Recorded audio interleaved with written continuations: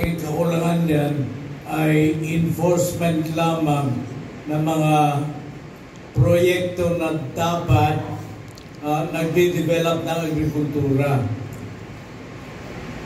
Sa ating ekonomiya, ang ating ekonomiya ay service-oriented. The most underdeveloped na sektor ng ating ekonomiya ay industriya. Ang sumunod ay agriculture. Dahil walang concentrated program ang gobyerno sa agriculture. Kulang ang pondo may nilalaan ng gobyerno sa agriculture.